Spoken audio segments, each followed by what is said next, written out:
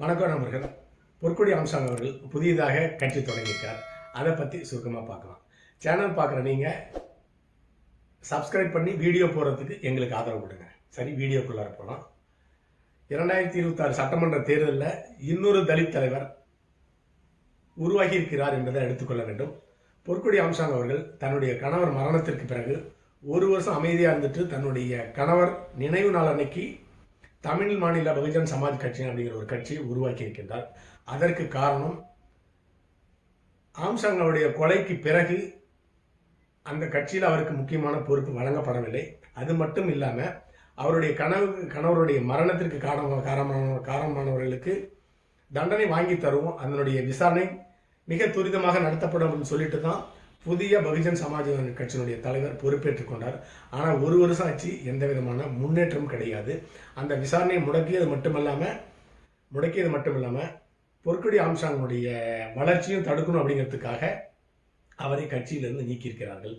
அதன் காரணமாக ஒரு வருஷம் அமைதியாக இருந்த பொற்கொடி ஆம்ஸ்ட்ராங் அவர்கள் ஒரு வருஷம் கழித்து தன்னுடைய கணவர் நினைவு நாள் அன்னைக்கு கட்சியை ஆரம்பித்திருக்கின்றார். சரி, தன்னுடைய கணவனுடைய மரணத்திற்கு காரணம் என்ன? வடசென்னை பகுதியில் நடந்த அந்த ஒட்டுமொத்த சென்னையில் பாதி பகுதியில் ஒரு கட்ட பஞ்சாயத்து தலைவராக இருந்திருக்கிறார் அப்படிங்கிற ஒரு குற்றச்சாட்டும் ஆம்ஸ்ட்ராங் மேலே இருக்குது. அடுத்ததாக மிக வேகமாக வளர்ந்து வருகின்ற தலித்தின தலைவர் அப்படிங்கிற பெயரும் அவருக்கு இருக்கிறது. அப்படி தங்களுக்கு போட்டியாக ஒரு தலித்தின தலைவர் வளர்ந்துடக்கூடாது அப்படிங்கிறதுக்காக கொலை செய்யப்பட்டாரா, அல்லது கட்ட பஞ்சாயத்தில் தலையிட்டதுனால கொலை செய்யப்பட்டாரா அப்படிங்கிற சந்தேகம் இருக்கிறது. இல்லை, இந்த இரண்டுமே அவருடைய கொலைக்கு சம்பந்தமா அப்படின்னு தெரியவில்லை. அடுத்ததாக அவருடைய கொலை, ஆம்ஸ்ட்ராங்குடைய கொலையில் சம்பந்தப்பட்ட முக்கிய குற்றவாளிகள் எல்லாமே என்கவுண்டரில் சுட்டுக் கொல்லப்பட்டார்கள். அதற்கு என்ன காரணம் அப்படின்னு சொல்லிட்டு நிறைய பேர் நிறைய வதந்திகளை சொல்லிக்கிட்டு இருக்காங்க. ஏன்னா அவருடைய வளர்ச்சியை பொறுக்காத சிலர் அவரை கொலை செஞ்சிருக்கிறாங்க. அப்படி கொலை செய்யப்பட்டவர்கள், கொலை செஞ்சவங்க என்ன காரணம் அவங்களுக்கு தெரியும். அதனால அவர்கள் வெளியே சொல்லிடக்கூடாது அப்படிங்கிறதுக்காக அவங்களை அரெஸ்ட் பண்ணி என்கவுண்டர் சொல்லப்பட்டதாக ஒரு குற்றச்சாட்டு இருக்குது. மற்ற குற்றவாளிகள் எல்லாமே பணத்துக்காக கொலை செய்கிற குற்றவாளிகள். அதனால் அவர்களுக்கும் ஆம்ஸ்ட்ராங்குடைய கொலைக்கும் என்ன விஷயம் தெரியாது, ஆனால் கொலைக்கு அவர்கள் தான் காரணம் என்று தெரிகிறது.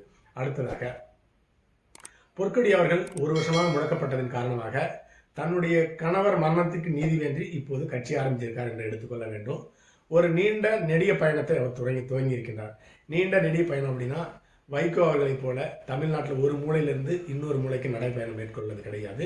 ஒரு அரசியல் கட்சி ஆரம்பித்து தங்களுடைய இனத்தை சேர்ந்த மக்களை படிக்க வைக்க, அவர்களுடைய போராட்டங்களுக்கு உதவியாக இருக்க, அவர்களுக்கு ஏற்கிற அநீதிக்கு எதிராக குரல் கொடுத்து ஒரு தலைவராக செயல்பட ஒரு கட்சி ஆரம்பிச்சிருக்கிறாரு.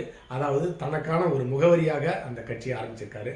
அந்த கட்சியினுடைய பெயர் தமிழ் மாநில பகுஜன் சமாஜ் கட்சி என்று வைத்திருக்கின்றார். இந்தியாவிலேயே ஒரு பெண்ணால் தொடங்கப்பட்ட முதல் கட்சியும் இதுதான். அடுத்ததாக ஒரு 2000க்கும் மேற்பட்ட தன்னுடைய வகுப்பை சேர்ந்த மாணவர்களை படித்து வைத்ததாக ஒரு பெருமை ஆம்ஸ்ட்ராங் அவர்களுக்கு இருக்கிறது. அவரை படிக்க வைத்தது மட்டுமில்லை, ஏராளமான நிதி உதவியும் செஞ்சுருக்காங்க. குறிப்பாக வழக்கறிஞர்களுக்கு நிறைய பேர் படிக்க வச்சிருக்கிறாரு.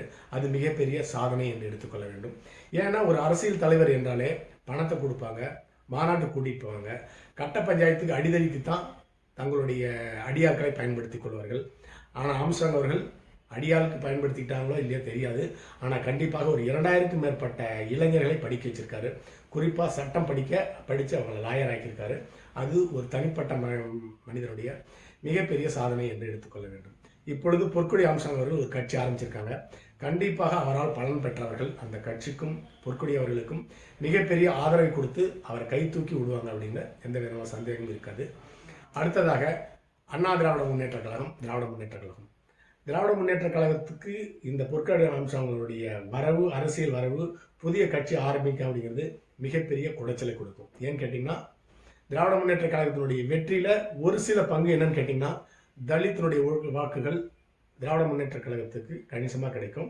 திருமாவளவன் அவர்கள் அந்த கூட்டணியில் நிரந்தரமாக இருப்பதனால் இப்போ பொற்கொடி ஆம்ஸ்ட்ராங் அவர்கள் ஒரு கட்சி ஆரம்பிச்சிருக்காங்க. அதனால் சென்னையை சுற்றியுள்ள பகுதியிலும் சில பகுதியிலும் தலித்தினுடைய வாக்குகள் ஆம்ஸ்ட்ராங் அவர்களுக்கு இருக்குது. அவருடைய மனைவி அவர் இறந்து விட்டார் அப்படிங்கிறது ஒரு அனுதாப அலை. அதை வைத்து ஒரு கட்சி ஆரம்பிச்சிருக்கிறாரு. அதனால் தலித்துகளுடைய கணிசமான வாக்குகளை பொற்கொடி அவர்கள் பெறுவார். அப்படி என்றால் 2026 சட்டமன்ற தேர்தலில் அண்ணா திராவிட முன்னேற்ற கழகத்தினுடைய கூட்டணியில் பொற்கொடி ஆம்ஸ்ட்ராங் அவர்கள் பங்கு பெறப் போகிறார்.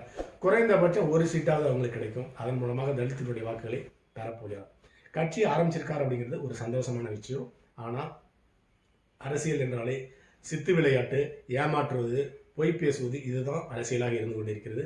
அதாவது முதுகுல குத்துறவங்க தான் 90 பேர் இருக்காங்க. அதனால பார்த்து நிதானமான நடையெடுத்து அரசியலில் வெற்றி பெற வேண்டும் என்று வாழ்த்துவோம். அடுத்த பதிவில் சந்திக்கலாம். நன்றி.